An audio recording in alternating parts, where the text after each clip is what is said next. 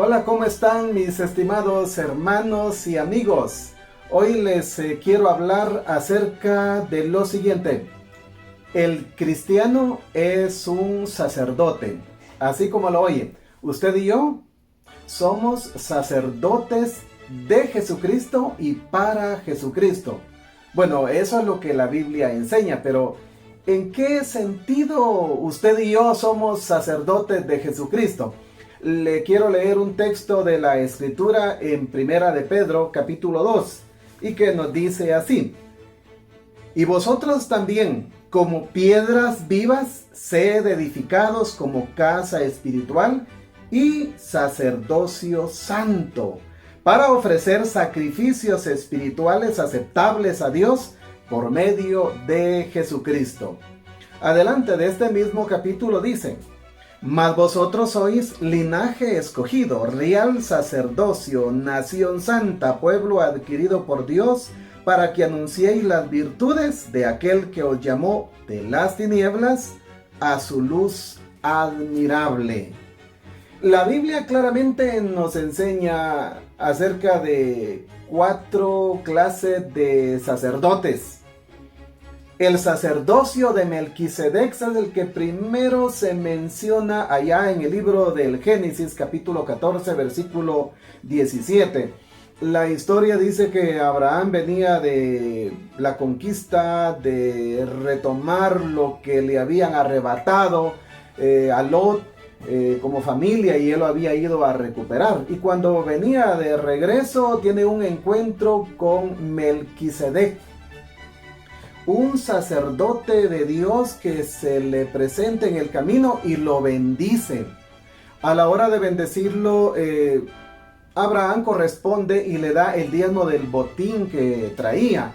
Esa es una referencia primera que se tiene de un sacerdote. Claro, ya habían funciones de sacerdotes, como en el caso de Job, que presentaba sacrificios. Abraham, siempre que llegaba a un lugar, lo primero que hacía era edificar un altar, ofrecer sacrificios a Dios. Pero en el sentido de darle un título de sacerdote es Melquisedec, el primero a quien se le conoce así, y que más adelante después el Nuevo Testamento va a explicar que Jesucristo es un sacerdote según el orden de Melquisedec, porque no tiene genealogía, no tiene información histórica de dónde venía, quién era, hijo de quién era, en fin, pero ese es el primer sacerdote que se menciona en la Biblia como tal. Luego aparece la Biblia enseñándonos acerca del sacerdocio levítico, que tenemos una muy buena información a partir del libro de Éxodo y los libros de la ley, donde nos hablan acerca de cómo funcionaba el ritual en la ley de Moisés, y los sacerdotes levitas pues realizaban ahí un trabajo importante. Y de entre la tribu de Leví, Dios seleccionó a Aarón para que él y sus hijos y su descendencia se convirtieran en los sacerdotes para ese sistema religioso de los judíos en el desierto, y cuando ya se establecen en la tierra prometida hasta los tiempos de Jesucristo. Y luego el Señor Jesucristo, el sacerdocio de Jesucristo.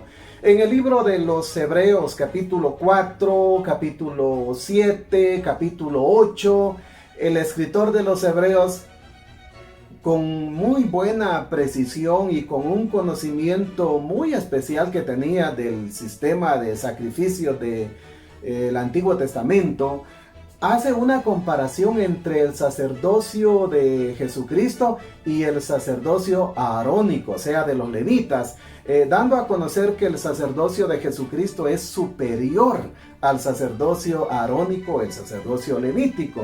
De esa cuenta ya podemos decir que vamos con el sacerdocio de Melquisedec, el sacerdocio levítico y el sacerdocio de Jesucristo, donde él se convierte en sumo sacerdote, ya no siguiendo la línea de Aarón, sino de acuerdo al orden de Melquisedec, como lo señala uno de los salmos y como el autor de Hebreos mismo lo confirma. Pero el cuarto sacerdocio lo menciona aquí Pedro, también lo habla Apocalipsis, ¿verdad? Y el apóstol Pedro hace ver lo siguiente, que somos real sacerdocio. Y dice que somos un sacerdocio santo para anunciar las virtudes de aquel que nos llamó de las tinieblas a su luz admirable. Bien, en ese sentido, usted y yo somos sacerdotes. No somos sacerdotes individuales, sino que somos un sacerdocio corporativo. Es decir, la iglesia en su totalidad es un cuerpo de sacerdotes. No importa si es hombre o mujer. Somos sacerdotes en el sentido de que intercedemos, nos dirigimos a Dios y le buscamos a Él y tenemos acceso directo hasta la misma presencia de Dios por medio de Jesucristo. Así es de que estos son los 4 sacerdotes que se mencionan en la Biblia, y usted y yo somos el sacerdocio universal de los creyentes. Todo cristiano que está comprometido con Jesucristo, teniéndolo a Él como su Señor y Salvador, es un sacerdote. Claro, en la Biblia no se mencionan a los dirigentes como sacerdotes, al apóstol Pedro, a Pablo, a Juan o a los demás, sino que se refieren con títulos de apóstoles, de obispos, en fin. ¿Por qué razón? Porque aquí tenemos entonces el sacerdocio universal de los creyentes.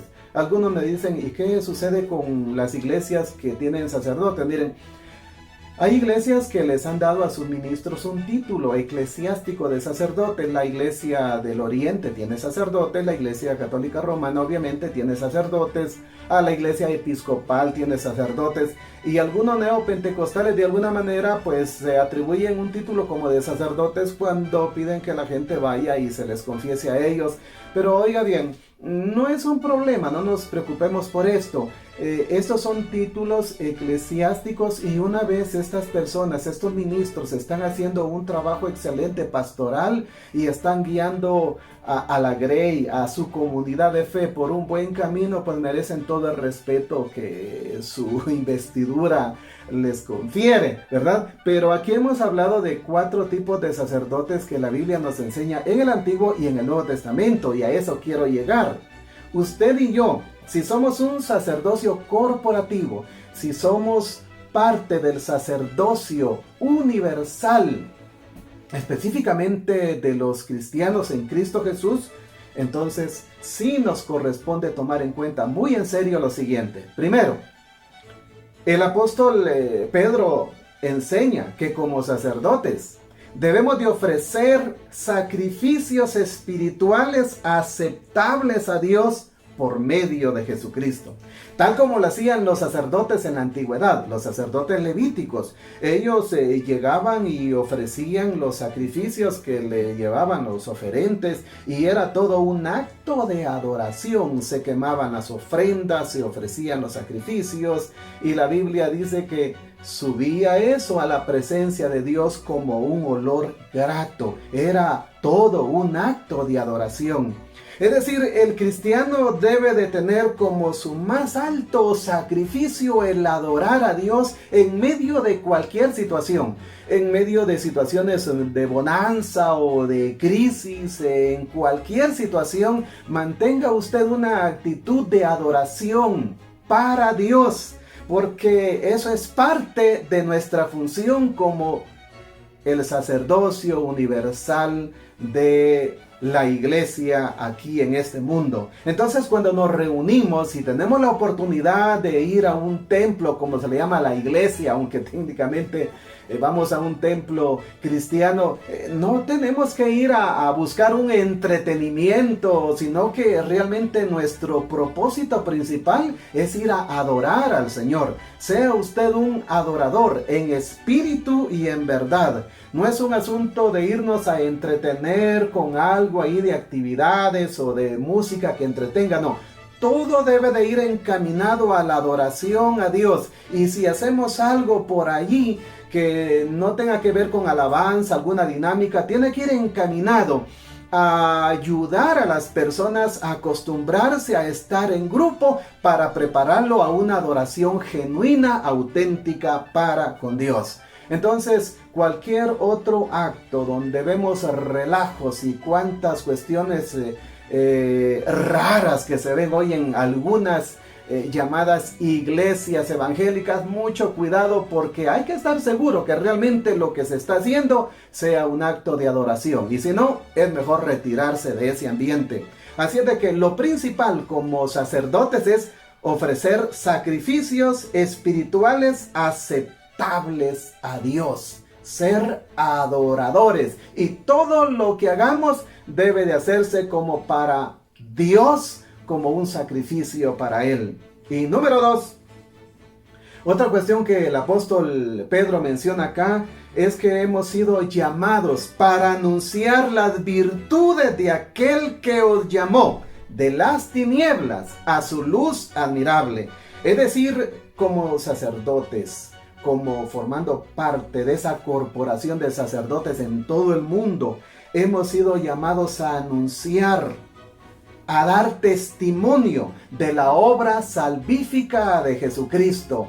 Anunciarle al mundo que Jesucristo murió en la cruz del Calvario, que derramó su sangre, que se sacrificó para que el mundo pueda ser salvo únicamente por la fe en Cristo Jesús, únicamente por el sacrificio que Él realizó en la cruz del Calvario. Esa es una función de nosotros como iglesia, como un sacerdocio, anunciar al mundo, anunciar a aquellos que no conocen al Señor que hay esperanza, que hay redención, que hay perdón de pecados en todos aquellos que le buscan como Señor y Salvador al Señor Jesucristo.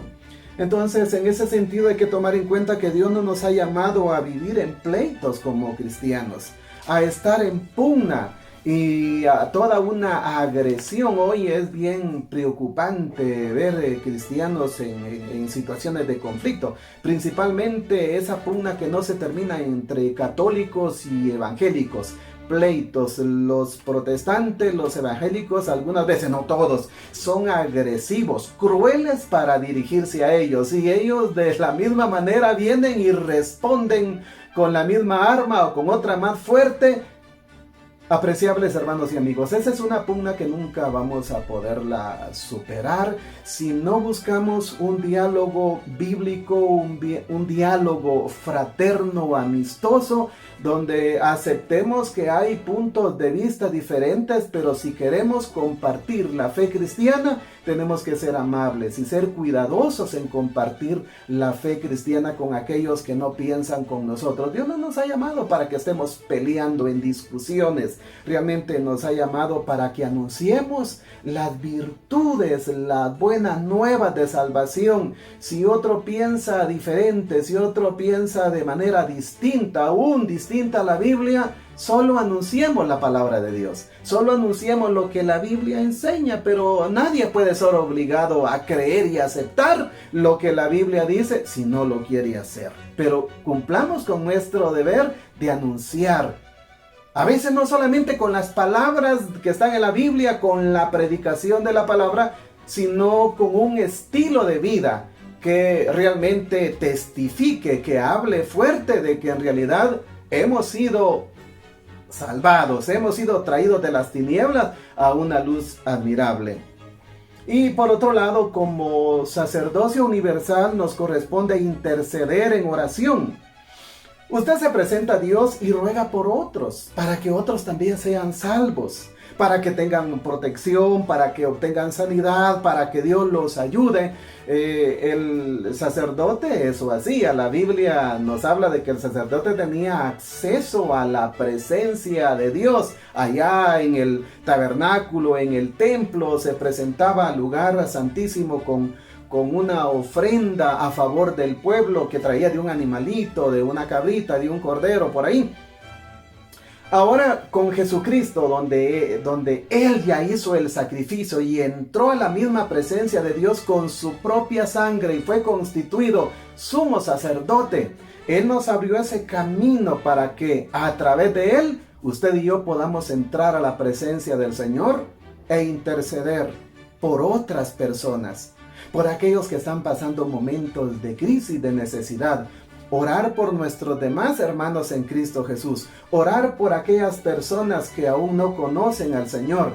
Y hoy en este tiempo tan difícil, orar por la situación mundial tan difícil que estamos viviendo como sacerdotes que somos.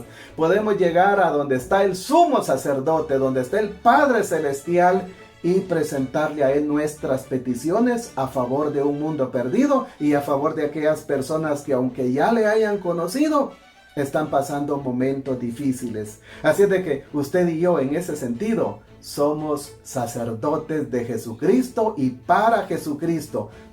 Todos los cristianos hemos sido llamados a ser sacerdotes. Aún en el Apocalipsis aparece ya la iglesia resucitada, siendo así también llamada como un reino de reyes y sacerdotes. Qué privilegio tan grande para nosotros ser llamados sacerdotes de y para Jesucristo. Si así es, entonces cumplamos con nuestra función. Anunciemos las buenas nuevas de salvación y de vida eterna de Jesucristo, a través del mensaje de la palabra, pero a través de un estilo de vida que refleje ese algo que Jesucristo hizo en nosotros, transformarnos, cambiar nuestras vidas para ser nuevas criaturas. Gracias por escucharme y quisiera orar por usted. Si alguna persona aún no se considera ser un sacerdote, formando parte del sacerdocio universal, hoy es el momento para que le diga: Señor Jesús, yo quiero ser también tu sacerdote, formar parte de la iglesia, formar parte del sacerdocio universal y unirme a esos millones y millones de personas que están hoy caminando cerca de ti. Padre que estás en gloria, en el nombre de Jesús llego a tu presencia para orar por todas aquellas personas que han visto y están viendo este video, Señor, este tema acerca del sacerdocio universal. Ruego, Señor, que bendigas la congregación de aquellos hermanos que tal vez asisten a diferentes iglesias, Señor. Bendíceles donde se encuentren. A los hermanos propiamente de mi congregación, guárdales, protégeles. Y aquellos, Señor, que no te han conocido, pero que quieren formar parte del cuerpo de Cristo, toca sus corazones, salva sus vidas, perdona sus pecados, para que ellos también formen parte del sacerdocio de Jesucristo. Gracias, Padre, gracias, Hijo, gracias, Espíritu Santo. Les agradezco su atención, gracias por haberme escuchado y espero que este mensaje fundado en la palabra del Señor sea de alguna ayuda y de formación espiritual para usted y para su familia. Siempre les espero que tengan un feliz día y hasta pronto. Estuvo con ustedes siempre el pastor Jorge López Escobar.